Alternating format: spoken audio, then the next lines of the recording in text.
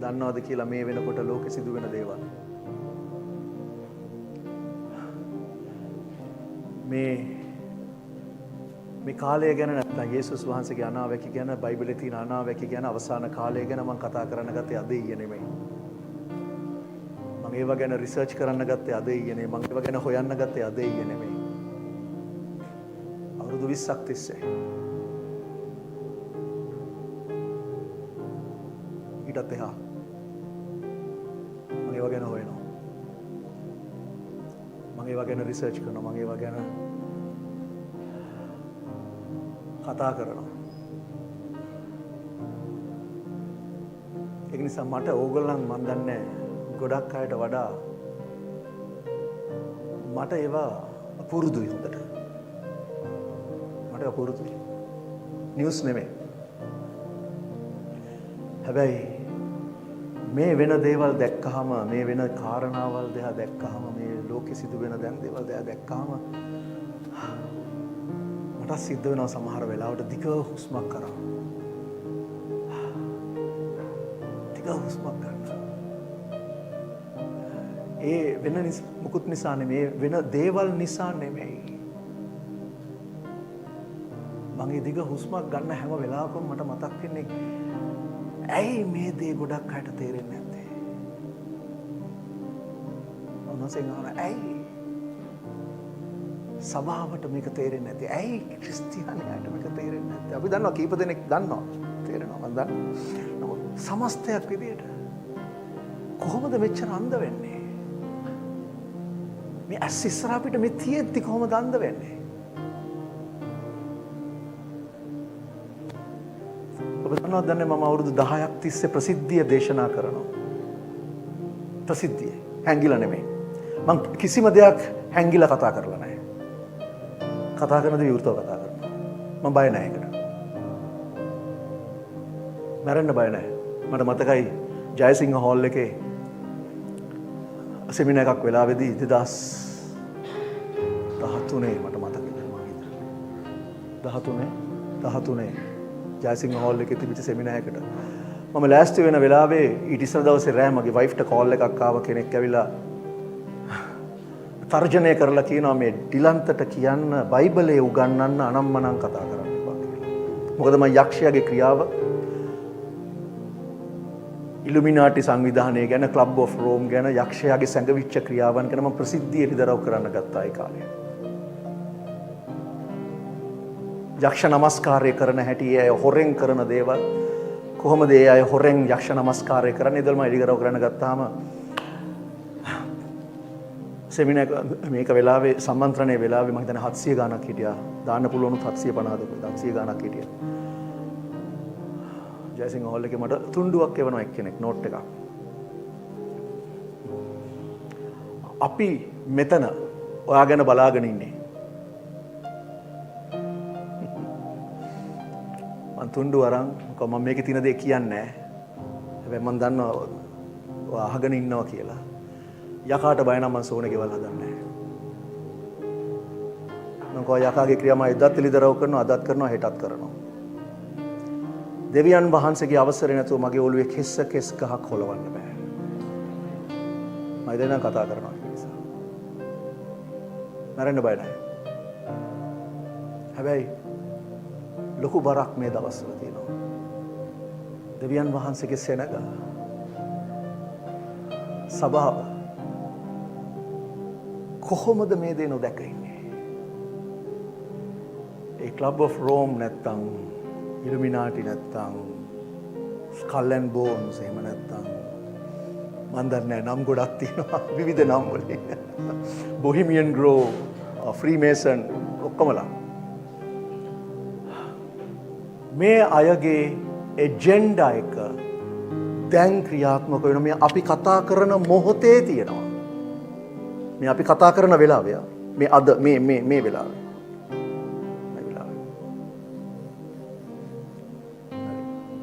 මේ වෙලාවේ.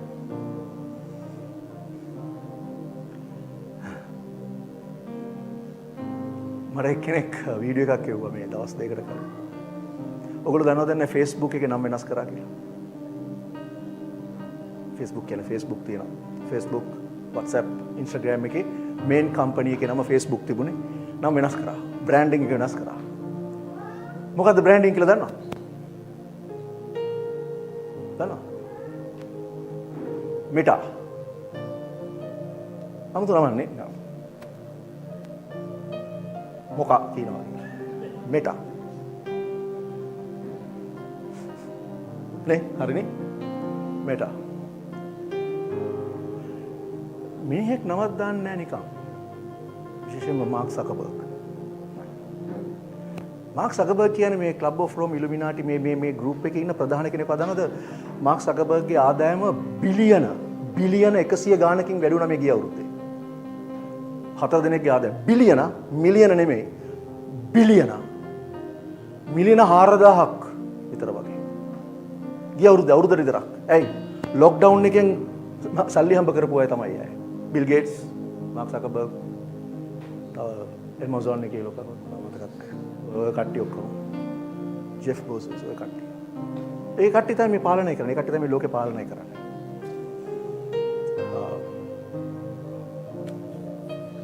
Meta.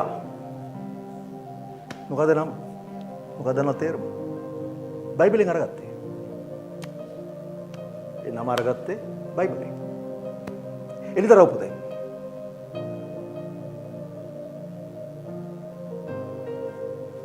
එළිදරව් පුතේ 4:1. 4:1 මුල් වචනේ. එළිදරව් පුතේ 4:1 මුල් වචනේ Meta 4:1 අන්තිම වචනේ Meta.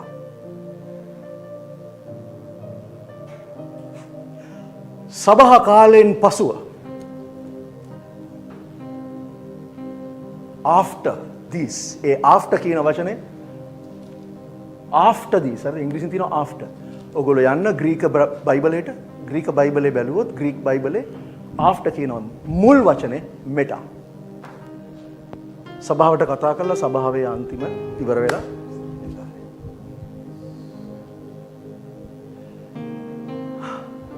දැන් ඒක විතරක් නෙමෙයි. මම මේක නිකන් කිව්වේ ඒක චුට්ටි දෙයක් සුළු දෙයක්. හරි. මොකද after this කිව්වම සභාවට පස්සේ කාලය. සභාවට පස්සේ කාලෙට ලෑස්ති වෙනවා. සභාවට පස්සේ එන කාලයට ඇන්ටික්‍රයිස්ට්ගේ පාලනයට ලෑස්ති වෙනවා. Meta. Okay. දැන් ඒක පැත්තකින් තියන්නේ. ඒක මේ අපිට ගන්න පුළුවන් සුළු දෙයක් ඒක නිකන්. කොයින්සිඩන්ට් ඒක පැත්තකට දාන්න. ඕකනේ මම කතා කරන්න ආවේ. මම ඊට අවුරුදු 10කට ඉස්සෙල්ලා කිව්වා. දේශනා කරනකොට ජයසිංහ හෝල් එකේ කරපු එක හැමතැනම මම කිව්වා. අපි ඔක්කොටම එක නම්බරයක් දෙනවා කියලා. ඩ්‍රයිවිං ලයිසන් එකට, પાස්පෝර්ට් එකට, ID එකට. අවුරුදු 10 තිස්සේ මම කිව්වා. ගියසුමනේ ඔයගොල්ලෝ දකින්න නැති නිවුස් එක. ලංකාවේ අපිටත් ඒක දෙන්න යනවා. ඒක ලෝකයේ ඔක්කොම යනවා. යුරෝපේ වෙනවා මේ වෙනකොට. පාස්පෝර්ට් එකයි, ID නම්බරේ, ඩ්‍රයිවිං ලයිසන් එකයි, බෙහෙත් නම්බරේ, ඉන්ෂුරන්ස් නම්බරේ, බැංකුවේ නම්බරේ ඔක්කොම එක නම්බරයයි. one number. one world, one number. මුළු ලෝකෙම මේ නම්බරේ තියෙනවට විතරයි. දැන් ඒක ඉෂ්ට වෙනවා. අපි ඒ කිව්ව අවුරුදු 10කට ඉස්සෙල්ලා මේ අලුත් නිවුස් එකක් නෙමෙයි. ඒක දැන් සිද්ධ වෙනවා. මුළු ලෝකේ ඉන්න ආර්ථික විශේෂඥයන් කෝටිපති ව්‍යාපාරිකයන් මාර්ක් සකබර්ග්ලා වගේ අය ඔක්කොමලම රැස් වුණා. මීට මාස අර මීටින් තුනේ කවද්ද? බිලියනර්ස් ක්ලබ් මීටින් එක තිබුණේ මොන මාසෙ? ඔක්තෝබර් මේ අවුරුද්දේ. ඒ කියන්නේ මේ මාසෙද නැත්නම් නෑ සැප්තැම්බර්. බිලියනර්ස් ක්ලබ් සැප්තැම්බර් මාසේ. මේ ඔක්කොමලම රැස් වුණා. අපිට මීට් වෙන්න බෑ. අපිට මීට් වෙන්න තහනම් කරලා මිනිසුන්ට මීට් වෙන්න තහනම් කරලා මිනිසුන්ට කොන්ෆරන්ස් කරන්න තහනම් කරලා ඒගොල්ලෝ මීට් වුණා. ලක්ෂූරියස් මොකද්ද? මැන්ෂන් එක.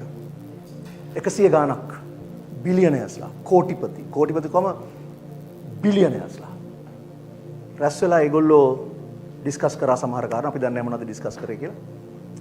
ඒගොල්ලෝ එකඟතාවයකට ආව යම් කිසි කාරණාවක් කීපයක් ගැන. ඒ තමයි මේ ලෝකේ ග්‍රේට් රීසෙට් එකක් කරන්න යනවා. ඒක කරන්න හිටියේ මේ අවුරුද්දේ ඒක පෝස්ට්පෝන් කරා ඊළඟ අවුරුද්දේ. ඒ නිසා ඒක ගැන තමයි කතා කරන්නේ. මොකද ඒගොල්ලන්ට ඒක රීසෙට් එක කරන්න තාම වාතාවරණය හරි නැහැ. ක්‍රයිසිස් එක තාම හරියට ආවේ නැහැ. මොකද ඒගොල්ලන්ට ඒක ක්‍රියාත්මක කරන්න නම් ලෝකෙ මීට වඩා වියවුල් වෙන්න ඕනේ. වියවුලක් ආවහම තමයි ඒගොල්ලන්ට පාලනය ගන්න පුළුවන්. මිනිස්සුන්ට බය ඇති වෙලා මිනිස්සුන් හිර කරන්න පාලනය කරන්න එන්න පුළුවන්. ඒත් අතර තාම ලෝකේ ඇවිල්ලා නිසා ඒගොල්ලෝ ලබන අවුරුද්දට දැම්මා ඒක. ඒ නිසා මේ අවුරුද්දේ මේ වෙනකොට ඊයේ අදයි ලෝකේ ඉන්න බලවත්ම රටවල් ටික නායකයෝ ටික ඔක්කොමලම පුද්ගලිකව දෙන්නෙක් හැර චීනයේ අගමැති රුසියාවේ ජනාධිපති හැර අනිත් ලෝකේ ඉන්න බලවතුන් ඔක්කොම අද ඊයේ අද ඒගොල්ලෝ ඉන්නේ කොහෙද කියලා දන්නවද?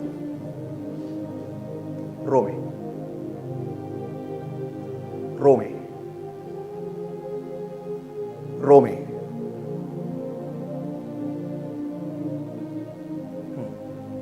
දානියල් පොතේ අනාවැකියක් කියනවා ජෙරුසලම විනාශ කරන ජෙරුසලම ගිනි තියන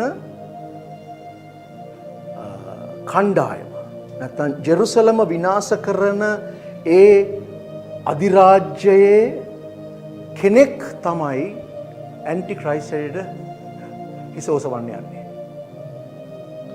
ඇන්ටික්‍රයිස්ට් වෙන්න යන්නේ ජෙරුසලම ගිනි තියලා විනාශ කරන කෙනෙක්. යේසුස් වහන්සේ කිව්වා ජෙරුසලම හමුදාවක් විසින් වට කරනවා නුඹලා දකින්න කල කඳු වලට පලා යන්න කියලා. ක්‍රිස්තු වර්ෂ 70 තීතස් කියන ජෙනරාල්වරයා ජෙරුසලම වට කරපු වෙලාවේ ක්‍රිස්තියානි අයට සිහි වුණා යේසුස් වහන්සේ කියපු අනාවැකිය. ඒ නිසා ඒගොල්ලෝ මොකද කරේ? කඳු වලට හැංගිලා ගිහිල්ලා බේරුණා. ජෙරුසලමේ නැවතිච්ච සියලු දෙනා මැරුණා. ජෙරුසලමෙන් පිටින්ම ගිනිබත් කළා. දේවමාලිගාව විනාශ කළා. ගලක් පිට ගලක් ඉතුරු නොවන පරිදි යේසුස් වහන්සේ කිව්ව ආකාරයටම ඒ විනාශ කරපු අය ඒ රාජ්‍යයෙන් තමයි ඇන්ටික්‍රයිස්ට් එන්නේ කියලා කිව්වා. ජෙරුසලම විනාශ කරේ කවුද? රෝමය.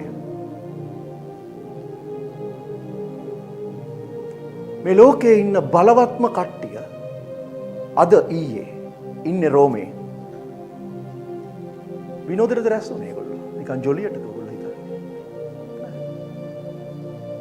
වැදගත් නැත්තම් මේ වාස්සේ මේ ලෝකෙම අමුතු තත්යකට පත් වෙලා තියෙන වෙලාවකදී ඒගොල්ලෝ රැස් වෙන්නේ. මීට සුමාන 2-3කට කලින් ඉඳලා ඇමරිකාවේ සෙනෙට් එක ඉස්සරහට මේ ඔක්කොම නාට්‍ය මේ ඔක්කොම තිරගත නැත්තම් මොනවද? තිර රචනය කරපු නාට්‍ය රඟ දැක්වීමක් මේ වෙන්නේ මාධ්‍ය ඉස්සරහා. මාධ්‍ය ඉස්සරහා වෙන්නේ සම්පූර්ණ නාට්‍යයක් රඟ දක්වන එක. ස්ක්‍රිප්ට් එක ලියලා ඉවරයි. හරි. ඔයගොල්ලෝ ප්‍රධාන මාධ්‍ය 7-5කට විශ්වාස කරන්න එපා. මේ ලෝකේ ප්‍රධාන මාධ්‍ය 7-5කට විශ්වාස කරන්න එපා කියන්නෙම බොරු. හරි. බය නැතුව කියනවා මට ප්‍රශ්න නැහැ. මාධ්‍ය මම හිටියනේ මම දන්නවා මාධ්‍ය ගැන හොඳට.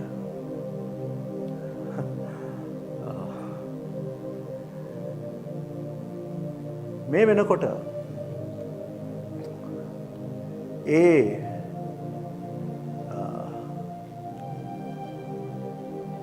රැස්වෙන අය ගත්ත තීරණයක් බලපානවා මිට සුමාන 2කට කලින් ඇමරිකාවේ සෙනෙට් එක ඉස්සරහට ගෙන්න ගත්තා මේ ලෝකේ තෙල් නිෂ්පාදනය කරන රටවල් සමහර රටවල් නෙමෙයි companies major oil companies Mobil Shell ඒ වගේ කම්පනීස් වල ලොකු අයව ලොක්කම් ගෙන්නලා ඒගොල්ලෝ මොකද කරේ ප්‍රශ්න කරලා ඒගොල්ලන්ට චෝදනා කරා මොකටද දන්නවද climate change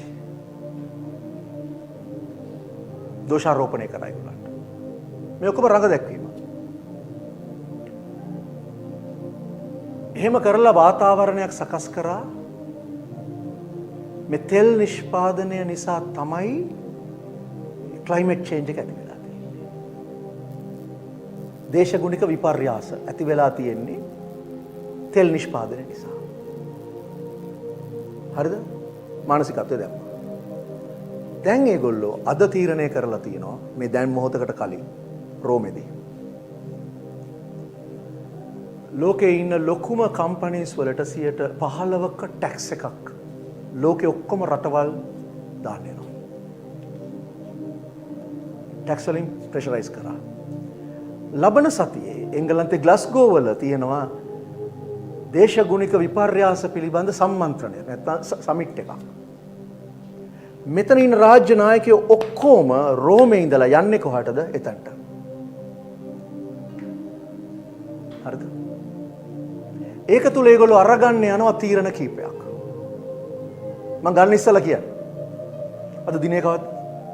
දැන් මේ පොඩ්ඩක් රෙකෝඩ් කරලා දිනේ පොඩ්ඩක් ලියාගෙන තියනවා. මම අහනකොට මෙහෙම මං කිව්වා කොහෙද කවද්ද කිව්වේ කොහම කවුරුත් දන්නේ නැහැ. හරි. අද දිනේ කවද්ද? 2021 ඔක්තෝබර් 31. තාම ග්ලාස්ගෝ වල මීට් වෙලා නැහැ. හරි. YouTube එකේ මේක රෙකෝඩ් වෙනවානේ. රයිට්. වෙන්න ඉස්සලා මං කියන්නේ. ඒකෙදි ඒගොල්ලෝ තීරණයක් අරගෙන ඉදිරියේදී නුදුරු කාලයේදී නුදුරු අනාගතයේදී ඒ තීරණ එලි දක්වන්න නම් මෙන්න මේවයි තීරණ. ටැක්ස් එකක් හරි මොනා හරි කරලා තෙල් නිෂ්පාදනයට සීමා දාන්න යනවා. පෙට්‍රල් මිල 3 ගුණයකින් වැඩි වෙන්න යනවා. මුළු ලෝකෙම. 300%. අඩුම ගානේ. වෙන්න කලින් කියන්නේ.